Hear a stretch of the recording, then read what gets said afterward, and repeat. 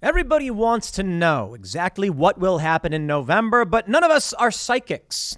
So it could really go either way, but all of the data suggests that Democrats are going to get obliterated in a red wave. CNN's data reporter, Enton, said that these were the best GOP numbers in 80 years.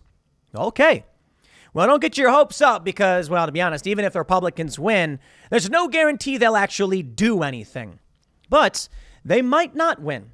You see, right now, there is this belief that Democrats aren't really quitting the party. What they're actually doing is switching over in open primaries to sabotage Donald Trump. That's right. I mean, there's no good reason for a new Republican, former Democrat, to vote in a GOP primary. It makes sense if they vote in the general. Why would they vote in the primary? And it's because of that.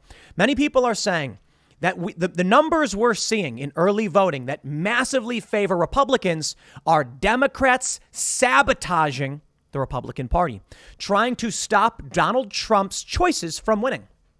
My friends, we have more data showing that's not true. Not only do we have a former Democrat turning Trump Republican winning a landslide victory, we also have data from the New York Times showing the people who are quitting the Democratic Party and voting Republican are swing voters. That means people who are likely to be like, I don't know, I could vote Democrat or Republican, who previously voted Democrat are now saying, I'm going to vote Republican. And it stands to reason that, yes, the numbers, the belief is correct. Democrat voters are jumping ship. Now, why would they vote in a Republican primary? I think there's a simple answer. They get a flyer on their door. They see a commercial. They get a sticker. It says, go vote today. And they say, OK. And they go vote and they go, I'm voting Republican. Granted, it's a primary. And so some of these people are saying we don't want Trump's people, except across the board, Trump's people are winning. Notably, Jeff Van Drew of South Jersey. This guy was a Democrat. They said impeach Donald Trump. And he said, you know what? You've lost the plot. I am now a Republican. Donald Trump said that's exactly what we need. And here we are. This guy's winning a landslide victory. You know what else that means? It means we are the silent majority. Maybe not so silent anymore, but actually probably quite silent. But the idea here is Jeff Van Drew was a Democrat. He espoused traditional Democrat values. Now that he's a Republican, what's changed? His positions haven't. So what's happening is that moderate Democrats and Republicans are like, this is exactly what we need. Someone who stands up against the establishment, someone who is fairly moderate and just says, yo, help the workers, represent the people who live in your area. And I think that says a lot. For many normal people, probable swing voters, they're looking at this as exactly what they want. Do we want far left insane policy? Do we want child drag shows? I don't want any of that. It's the economy, stupid. And if the Democrats are going to scream about January 6th, if they're going to scream about abortion or gun control, they don't got us. They don't got the disaffected center. Of course, what you'll hear on Twitter ad nauseum from these leftists is, you were never really left. You were never really liberal. Don't know. Don't care. I'm done. I'm not voting for these Democrats. I am exactly the kind of person who would vote for someone like Jeff Van Drew. I don't want some staunch Christian conservative to represent me. That's not my position. I have no problem hanging out with Christian conservatives or having conversations, but, we have disagreements. I don't want a far left lunatic. So you know what ends up happening? If my choices were between the far left and a Christian conservative, guess what? I'm going to vote for the Christian conservative guy because at least we agree on America. But now I have an actual option. Someone like Jeff Van Drew, granted, I don't live in South Jersey. I wasn't in his district anymore anyway. But more politicians like this. And I say, I think we've got sound compromise between me and many of these staunch conservatives. We agree on many of these similar issues. This is fantastic. We'll have to negotiate and figure out how to move forward on other things like abortion, for instance. But what the left is proposing, not interested. Their economic policy has failed. Joe Biden has failed. And all they do is scream, but he's a centrist. No, he's not. Come on. But let's talk about this. Let me show you the data.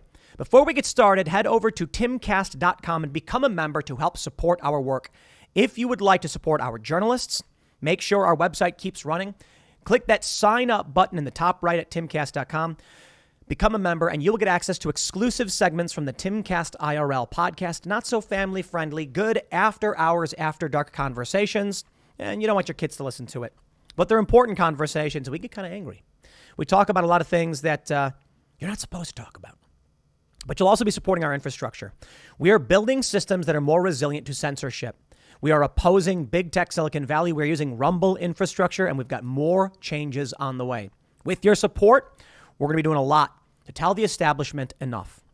But don't forget to smash that like button, subscribe to this channel, and share this YouTube video right now wherever you can. Take the URL, post it on Facebook, on Twitter, wherever you can. That's the most powerful way to help. Let's read this first story from Fox News. Democrat turned Trump Republican wins landslide victory. People don't want Biden's dysfunctional America. Jeff Van Drew slammed Biden as the worst president in American history. I like this guy. Former Democrat Rep. Jeff Van Drew fended off several challengers in his New Jersey Republican congressional primary, winning 85% of the vote in a landslide victory. The Trump-supporting Republican told Fox and Friends First hosts Todd Pirro and Carly Shimkus he credits his success to those around him, including those who espouse his values of freedom, hard work, and making sure everyone obeys the rule of law, among others. Pretty much everything the Biden administration has done has been so destructive, he said. Worst president, worst administration in the history of America, in my opinion. Van Drew also credited former President Donald Trump's endorsement for his win, saying he's been with me all along. He supported me, and not only did he endorse me, he's had me at Mar-a-Lago and in New York. You want to know something funny? Vox.com wrote that Donald Trump was a moderate. He is. Donald Trump is a moderate. Oh, I can hear the collective recoiling from leftists and establishment liberals, but that's the truth. Donald Trump was a New York liberal who ran as a Republican. He supported gay marriage before becoming president. He banned bump stocks. This guy's moderate.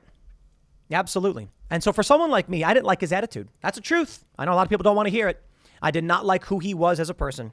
You know, it matters. It matters to some people. Now, it's not my first issue. So when it came to Hillary Clinton and Donald Trump, I thought there's no way Donald Trump's going to effectively lead. His temperament was not there.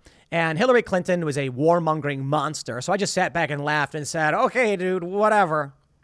Then we saw what happened. The impeachment trials, all the nonsense, all the garbage. But we also saw what Trump did.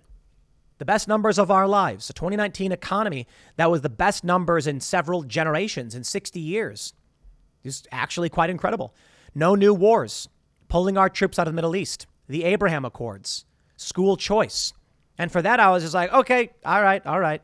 Trump is the right choice, especially compared to Biden. Now, we've got Ron DeSantis, and I really do prefer Ron DeSantis because as much as people on the right might not care all that much, or they actually might enjoy Trump's behavior and his character and his attitude, that's not for me.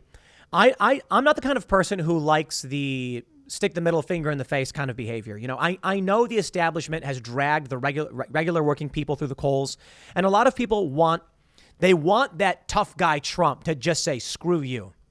Me, no, that's not for me. That's not for me. I'm not saying it's exactly why people like it, but for me, that's how I see a lot of it. I think Ron DeSantis is the professional military man. He's doing right by his constituents. He knows what needs to be done to protect this country. Tremendous respect. Here's what I think, though. You know, I was saying a month or so ago, I'd prefer DeSantis over Trump. But now I'm worried that I'm thinking about it. You know, we talked about it quite a bit on Timcast IRL. I don't know if DeSantis would clean house of the administrative state. I think Donald Trump needs that one more term. He needs to go in and say, you're fired, you're fired, you're fired, and just fire them all. Clean up the swamp. That's what he was supposed to do. He didn't. Trump invited many swamp monsters in alongside him, and I think it's because he didn't realize how entrenched the swamp was. But we'll see. We'll see who runs. And, you know, if it's between Trump or DeSantis, they've got my vote for the most part. I mean, look, if they come out with some ridiculous policies, I'm going to oppose it. But for the most part, check this out. Jeff Van Drew was told by Nancy Pelosi, you have to impeach Trump. And he said no. And so he said, okay, fine. I quit. Apparently they threatened him. They were like, you better do this or else. And he's like, okay, fine, Trump, well, you got my back. And Trump's like, I got your back. And he's like, all right, I'm out. And there you go. Quote, I believe in what he did, that he actually broke up the swamp. He told the truth about what's really going on. People want the truth. They want change. They don't want this dysfunctional America that this administration is creating. I think Trump tried in many ways to drain the swamp. I don't think he knew what he was doing. I think that's a fair point. He's a businessman. He was not a politician. So he came in thinking, I can do A, B, and C, 1, 2, and 3, and get it done. And then he got jammed up. He made some mistakes. Check this out from May 4th. Trump touts that all candidates he endorsed won Ohio, Indiana, predicts tremendous season for GOP. Well, not in Georgia, my friend. Not in Georgia, but it is true. The people that Trump has shouted out have won overwhelmingly. Let's take a look at this. Here was the narrative. A Georgia mystery. How many Democrats voted in the GOP primary? Donald Trump has pointed to so-called crossover voters as a significant factor in his chosen candidate's heavy losses. Some Democrats, too, embrace the theory, but the reality seems more complicated. Oh, New York Times, why don't you just tell us the actual story instead of burying the lead? Here was the story. That Democrats voted in the Republican primary because they're open primaries and they can to sabotage Trump. Even Trump seems to think so. That's not true. That does not seem to be the case. The New York Times buried the lead. Let me read for you. They say, one look at the results of Georgia's primary election last week led many Republicans to believe it was the product of Democratic meddling. Former President Donald J. Trump's recruited challengers lost in grand fashion in its most sought-after races. David Perdue was routed by Brian Kemp by more than 50 points, while Rep. Jody Hice fell to Secretary of State Brad Raffensperger by nearly 20. Mr. Trump and his allies pointed to so-called Democratic crossover voters as the cause of their shellackings. In Georgia's open primary system, Democrats and Republicans can vote in the other party's primary if they wish. And more than 37,000 people cast early ballots in this year's Republican primary election after voting in the Democratic primary in 2020. 37,000 people is not 50% of the vote. That's not reality. So here's what's happening. This narrative is very important for Democrats because what they're saying is we're not losing voters. We're just being strategic. No, you're losing voters. The New York Times says so. Check this out. Some Democrats, for their part, staked a claim to these voters, arguing that they had crossed over to strategically support candidates who reject Trump's falsehoods about the 2020 election. Most of the crossover voters, the Democrats said, would return to the party in November. I call shenanigans. But a closer look at these voters paints a more complicated picture. Just 7% of those who voted early during last month's Republican primary cast ballots for Democrats in that party's 2020 election, according to the data firm L2. And 70% of this year's crossover voters who cast early ballots had participated in both Democratic and Republican primaries over the last decade. These voters, data suggests, are less Republican traitors or stalwart Democrats aiming to stop Trump's loyalists than they are the highly sought after and unpredictable swing voters. And there it is. Thank you, New York Times. Well, believe him if you want. I'm sure many liberals are going to be like, no, the New York Times is biased. They're corporatist. What they're saying is the people who are voting in these primaries are swing voters. These are people who are like, who should I vote for? Now, what's that? Many of the staunch Trump supporters say there's no way that these people beat Trump's picks. I mean, look, I've shown you. The people endorsed by Trump win overwhelmingly. Well, I think Georgia was something interesting. And I can't tell you exactly why. Jeff Van Drew was a moderate. He won 85%. These individuals, they reject Donald Trump's beliefs about the election, and I think regular people prefer that. I really do. I get a lot of people who tell me that they say Tim is gaslighting on voter fraud and all this stuff. They say Tim really believes. No. I believe the votes for Joe Biden in 2020 overwhelmingly, the overwhelming majority, 99.9%, were legitimate people who voted. I know a lot of people don't want to hear it. I just think the rules were changed. Universal mail-in voting, several states that allowed ballot harvesting, and rule changes that were later deemed unconstitutional are what did it in 2020. I think the problem is people were screaming fraud and all this other stuff, and it's like, dude, a year before in Pennsylvania, they changed voting rules. After the election, these changes were ruled unconstitutional. Okay, but those were actual votes from actual people. That's the problem. And then they say, how come the rejected ballots were low? Exactly. You know, people are screaming widespread fraud, and I'm like, dude, it was process. Democrats knew the process. They played the game, and they played it right in a lot of ways, and Republicans did not. I think regular people hear these crazy stories about Dominion and Germany and all this other stuff, and that really taints the narrative. But Time magazine published the story about the shadow campaign to save the election. That's what you need to read about. There are claims made in the documentary 2,000 Mules, which I think need to be investigated. There was recently in Pennsylvania, a man pleaded guilty to stuffing ballots for Democrats in the 2014 and 18 cycles. Pay attention to the stuff. Those things happen. But stuffing, those are real ballots. Okay, not in that instance. I think that guy was actually forging them. But the question is it enough to swing an entire election? I think you need to pay attention to how they change process. Republicans, you got to play the game. You've got to watch what the rules are. You got to see where the votes come from. And I think, you know, the people, it's crazy to me that I don't want to get too much into that, but here's my point. That feeling that I have when I see this, I think people in Georgia feel the same way. They believe the Republicans should win. They believe Democrats have burned everything to the ground, but they don't care for these narratives. And that's why someone like this wins. Jeff Van Drew is a moderate. He was a Democrat. And he doesn't like Joe Biden. 85%. I don't think Trump's endorsement was exactly it. I think it helped a lot. I think regular people, middle of the road people like me and most of you probably were just like, dude, it's the economy, stupid. These culture issues are insane. My gas prices are too high. I don't care about Trump's claims. I don't care about these weird leftist issues. I just want something different. And that's what they're voting for. Now, some people, a self-described moderate, Ms. Cooper said she had voted in both Democratic and Republican primaries. This time, she said, Mr. Kemp had been pretty good and was the best of our options. She was undecided about the November general election for governor, but if anything, was leaning toward Kemp. Voters like Ms. Cooper base their choices in every election on multiple variables. Their political leanings, how competitive one party's primary might be over the overall environment, blah, blah, blah. Many unknowns still remain. Okay, yada, yada. The people who were voting, now this is important, they're not entirely Democrats quitting the party. Some are just swing voters. But this means swing voters are leaning Republican. It doesn't mean they're going to get them all. But the narrative about Democratic sabotage, take a look at this. I love this. This is from the Nevada Independent. Update. The trend continued in May of more Dems switching to GOP. I love this paragraph. This is from John Ralston, who writes, how many times can I write the same headline and just change the month? Answer, every time I update this blog. I love it. Sure. Dems, they are relatively small numbers, but the trend is inexorable. If it's a mass switching to muck around in GOP primaries, kudos for your discipline, but I don't think so. Combine this trend with Republicans doubling the Democrats in voter registration in May, which never happens, and the Dems statewide lead about to drop below 3%. This is unprecedented since the Reagan era, and all of the signs are red wavy. Same as it ever was, the latest.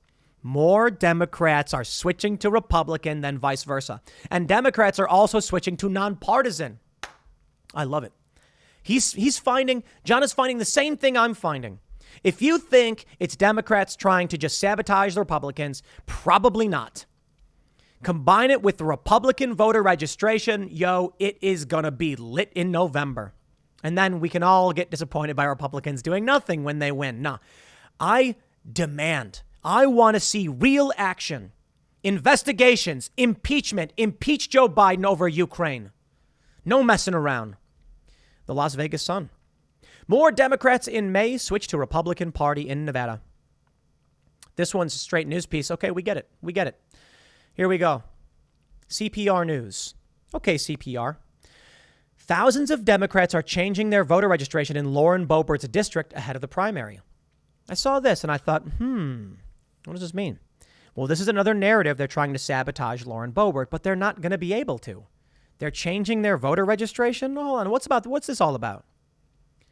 Thousands of voters have recently left the Democratic Party in Western Colorado, some as part of a grassroots effort to defeat Republican Congresswoman Lauren Boebert in her upcoming primary election. Among them is Stephen Hollenborg of Montrose. Well, I'm a lifelong Democrat and I'm unaffiliated. He said because he changed affiliation, he can now vote against Boebert in the primary. For the last few years, Colorado's open primary system has allowed, we get it. You can vote whoever. It was very unfortunate that what's going on in the state. So, I mean, she has to go. In total, the Democratic Party's voter rolls in the district shrunk by about 3,700 people, or 2.7% from February through May, according to an analysis by CPR News. At the same time, the district saw unusual growth in its unaffiliated voter population.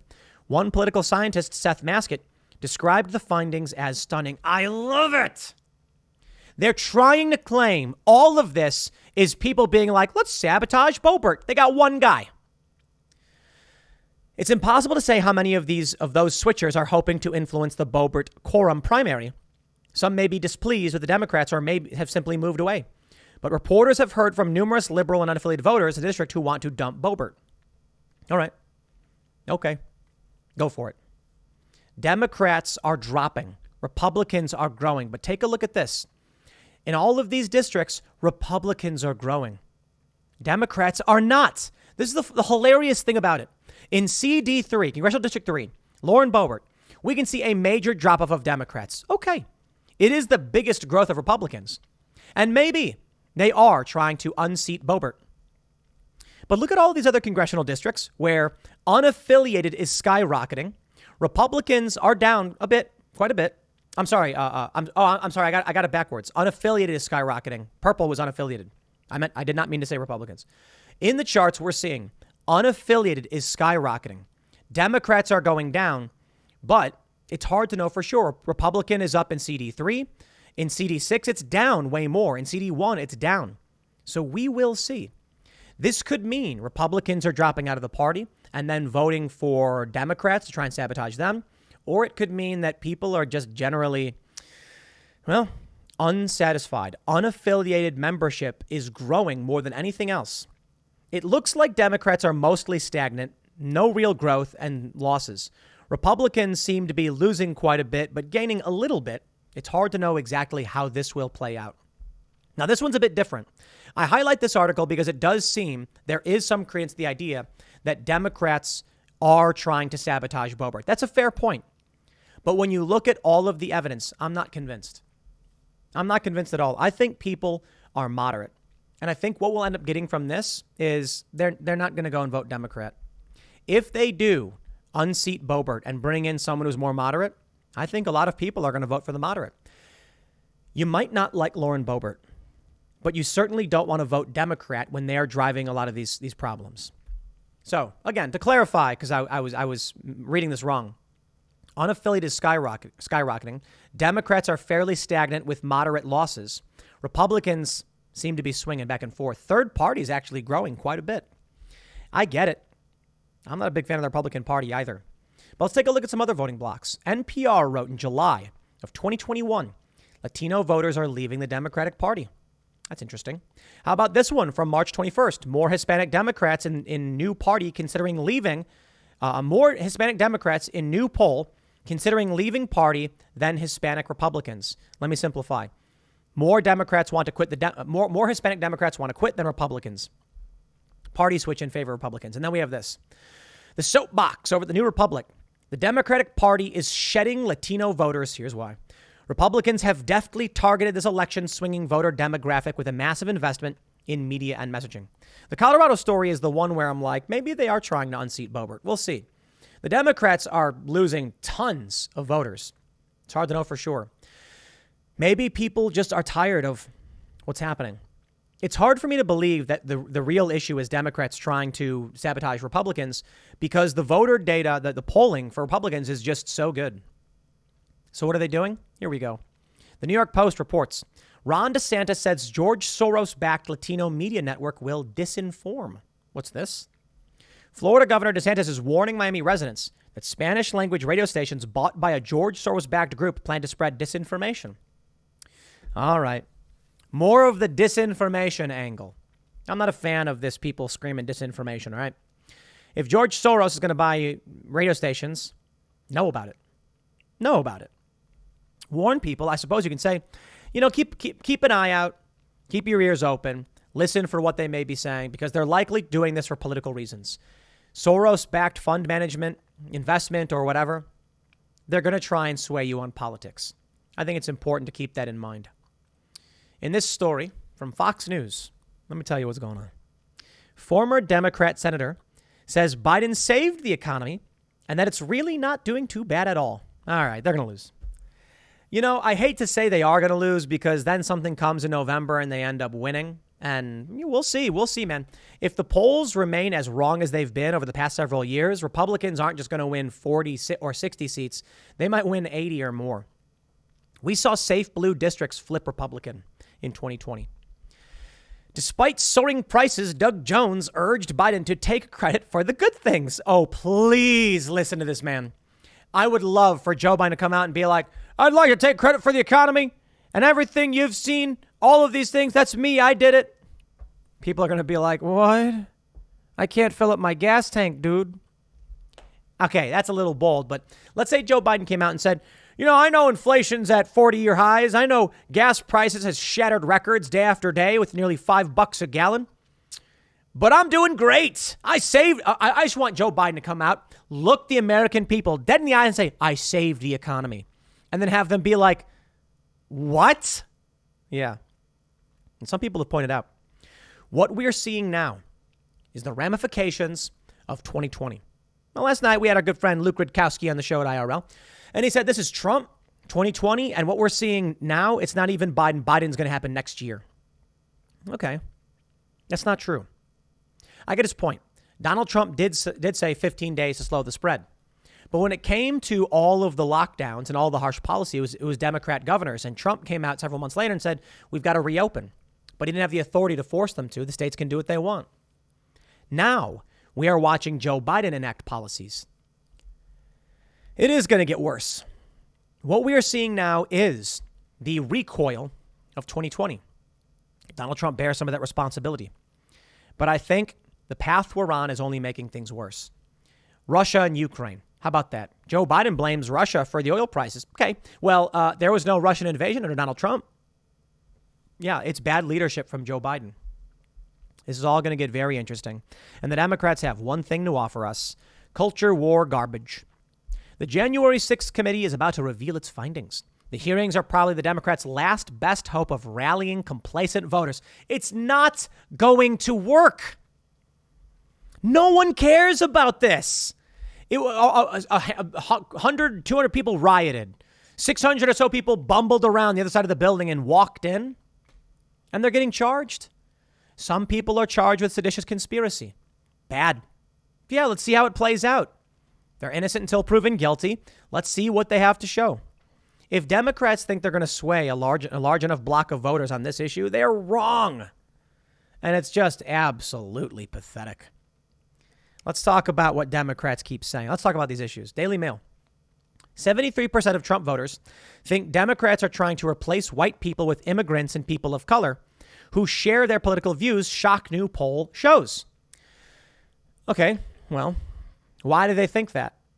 In this story from the New York Post, Democrats advocate high immigration to gain political power and smear Republicans when called on it. That's the reality. The New York Post, here you go. The left-wing Center for American Progress issued a report in 2013 titled Immigration is Changing the Political Landscape in Key States. It summarized, quote, supporting real immigration reform that contains a pathway to citizenship for our nation's 11 million undocumented immigrants is the only way to maintain electoral strength in the future. And there it is. Now, I don't know if that necessarily means white people. It means they want to bring in more like-minded people, but whatever you think, the idea is Democrats want more immigration because it gives them political power. I mean, not all of them. I mean, enough of them. Books were written about it. The widely cited and overinterpreted 2002 book, The Emerging Democratic Majority. It called the Democrats the party of transition as white America is supplanted by multiracial, multi-ethnic America. Now me, I don't care about race at all. I think racism is bad, and I think the issue is values. A multicultural democracy? No. A constitutional republic? Yes. A constitutional republic protects minorities. It has been what has helped grant more protections to marginalized groups than anything else. The fact that we have a constitution that says specific things about what can or can't be done by the government and how we are supposed to be operating. In a multicultural democracy, it's mob rule. And if the mob is a bunch of racists, then you get racism. The saying is, a democracy is two wolves and a lamb deciding on what's for lunch. A republic is a well-armed lamb contesting the vote. I love that saying because it's true. In this country, we said, listen, regardless of what the majority wants, the rule in the Constitution says this. And people got mad about it. And that's true of civil rights. That's true of gay marriage. Well, it'll be interesting to see where this goes with gender identity. They want to do this Equality Act, or I think it's called the Equality Act or something. They want a Equality Amendment or whatever. We'll see where that ends up. Amending the Constitution, going to be very difficult to pull off for anybody. I don't think they're going to win on those grounds. But the Constitution, it's the rule that we set forward. It's the supreme law of this land. They want to supplant that. That's what I'm worried about. I don't care about the race of people. I don't care if they're Mexican, if they're South American. I don't care if they're Nigerian. In fact, we often see Nigerians are extremely hardworking and prosperous in the United States. That's what I want to see. So I don't care about the racism. I should say this. I care about the race. I don't like the racism, but I don't care for the racists and their arguments. They're nonsense to me. Here's what I want to see. I want to see politicians who say, work hard and you can succeed. I want to see people have the opportunity to work hard and succeed. I don't want to see equity and equal outcomes. That's not reality. I want values of hard work, personal responsibility, and individual liberty to reign in this country.